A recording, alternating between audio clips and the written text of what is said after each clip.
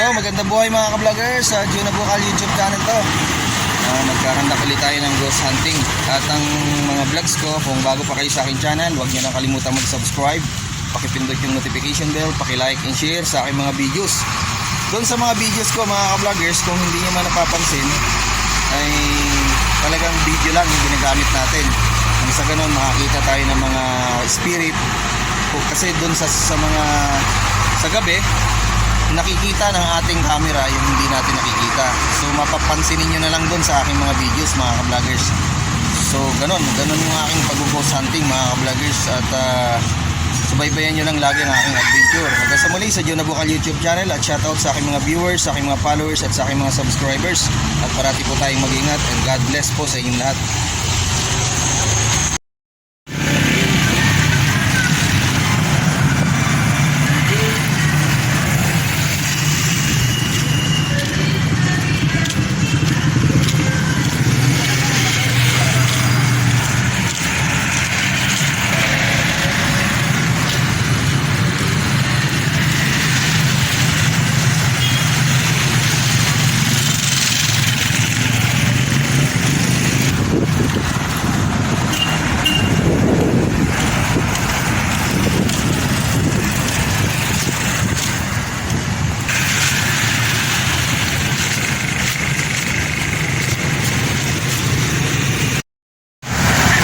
Hello mga ka-vloggers, sa Juna Bukal YouTube channel po ito. Nandito tayo ngayon sa bayan ng Iba, Zambales. Makikipagkwentuhan tayo kay tatay. Anong pangalan niyo? Bernardo Calito. Anito. Si tatay po kasi, si tatay Bernardo Calito, nung ako'y nagsisecurity guard pa dito sa Video City noong mga 2004, siya po yung isang pinakamatikas na traffic enforcer na nakikita ko dito sa bayan ng Iba. Akala ko nga po wala na siya kasi ang tagal na, almost 20 years na kaming hindi nagkita. At ngayon ay namamasada pa rin po si tatay. 81 na po si tatay. At siya po ay isang kaiglesia ni Cristo po. Kaya hindi ko siya nakakalimutan dahil nagkikwentuhan kami ng araw nung naka-duty siya dyan sa traffic po. O imagine niyo po, 80 years old pa po si tatay pero namamasada po siya. 81. Siya po pala ay pumunta na galing na kayo ng Amerika. Oo, nanggaling na po pala. Nung pa siya ay nag-retire sa pagiging trapiko ay pumunta siya ng Amerika. Tapos so doon daw ay nakakuha rin siya ng retirement kasi nagtrabaho siya ng 13 taon. Tapos ngayon ay bumalik ulit siya dito. Imagine sa edad po niyang 81 years old, eh namamasada pa po si tatay. Ayan, pansinin niyo po siya. Ayan. Ayan yung kanyang tricycle. Namamasada pa po si tatay.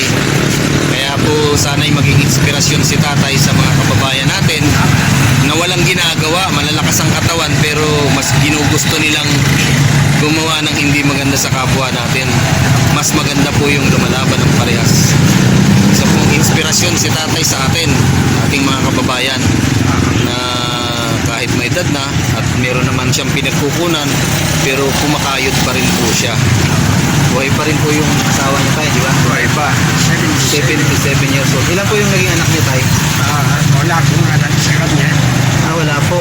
Kumbaga sa una po yung mga anak niyo. Unang asawa ka nagkaroon. Nagkaroon anak. Yun ang kumuha sa iyo sa Amerika. Ba't hindi nyo naisipang bumalik ulit doon, magbakasyon? Tapos na namin yung pinapagawa niyang bahay dyan sa Bangan. Bangan, nagpapagawa ka sa bahay dyan sa Bangan. Kaya nandito siya. Ayun Para po. yun ang gamitin na pagka nakapag-retire na sila. Para pag magbakasyon ulit sila. Kailan ka umuwi tayo nitong last na ng Pilipinas? Nito nakaraan taon na. Nakaraan taon lang. Imagine, nung nakaraan taon lang dumating si tatay. Ako po sa ngayon ay may nilalakad lang dito. Kaya na-tsempohan ko si tatay na mukhaan ko siya. Kasi talagang ang tagal na po yun. Mahigit 20 taon na kami hindi nagkita. Nung kasalukuyan ako yung nag-security guard pa lang. Tapos yun nga, nag-aaral ng teacher. Tapos ito ngayon, nandito tayo sa pagiging vlogger. Nandito po kami. Bago pa po kayo sa aking channel, huwag niyo lang po kalimutan mag-subscribe, pakipindot yung notification bell, pakilike and share sa aking mga videos. And touch all the bell po para updated kayo kay YouTube sa aking mga bagong videos. Ayan po si tatay. Kung ayun po, sana po yung maging inspirasyon sa bawat isa sa atin Tama.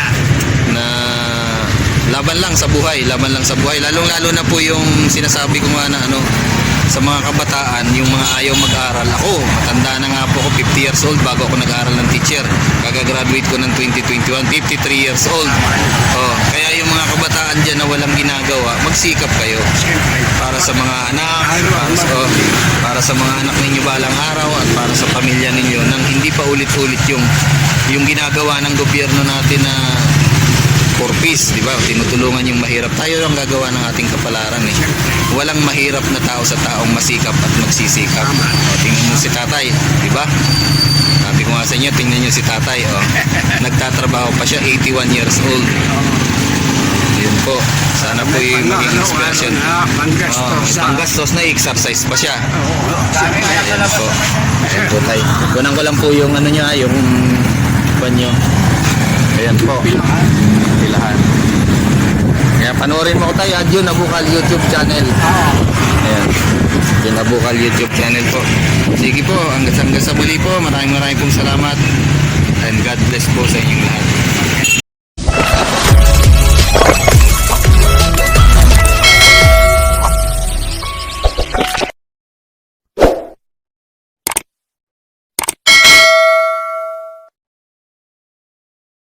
Buhay mga ka-vloggers, nandito tayo ngayon sa tinatawag natin yung sabi ko sa inyo yung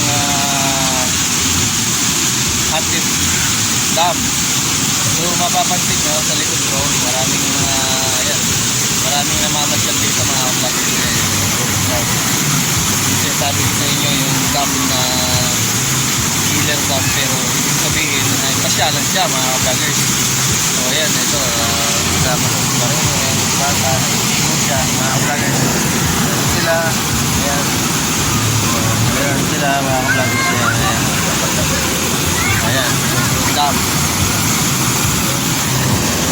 Ito ay pasyalan, mga vloggers, na pagaman sa gabi ay sabi nila na kasi di pa natin napuntahan ng gabi mga vloggers, dito ay maraming lumalabas na kaibang nilalang.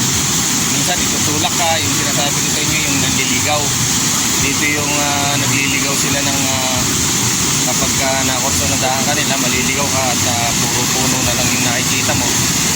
Pero kapag gumawa ka ng paraan, yung di ba, manalangin ka o tumawag ka sa Diyos, babalik ka sa lugar na yung pupuntahan. Kaya nga nung nakaraan na in-upload ko to dahil ingat lang dito mga ka-vloggers. Magandang pasyalan to pero ingat lang mga ka-vloggers. Ayan, kapatid rin. Ganda mga ka-vloggers. Ayan. Mga bata naliligo doon sa kabila. Ayan mga ka-vloggers. Dito merong pumapasyal. At pasyalan talaga to mga ka-vloggers. Ano mga ka-vloggers, ito ay sa lugar ng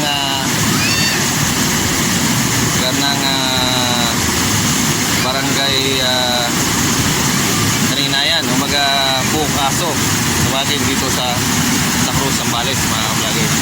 At doon sa taas, yung in-upload ko doon sa taas mga ka-vloggers, yan sa taas yung sinasabi ko na white lady, dyan may lumalabas ng gabi mga ka-vloggers. Ito naman yung kapag ka talagang andito ka, may chance kang itulak nila dyan mga ka-vloggers.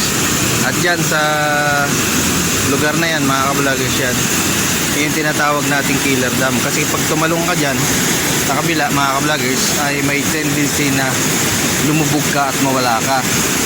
Kasi nga dyan may umiikot-ikot na ipo-ipo at marami na rin na disgrasya dito mga ka-vloggers. Yung sinasabi ko sa inyo. So yun, doon sa aking upload na yung haunted dam, nandun siya mga ka-vloggers. Nandun ang kabuuan. Ito ay schedule natin mga ka-vloggers sa ating ghost hunting. Hindi pa natin nababalikan dahil lang kapag alanganing oras ay kailangan talaga rito mga ka-vloggers meron kang kasama. Dahil ito ang lugar na to ay talagang kumukuha mga ka-vloggers. Kasi kung tatawid tayo dyan sa ilog, mga ka-vloggers, sa ilog na yan, may tendency na lumubog tayo at baka itulak tayo mga ka-vloggers. Doon sa sinasabi ko na killer dam. Kasi ito mga ka-vloggers, kapag ka yung biglang lalim ng tubig galing doon sa taas,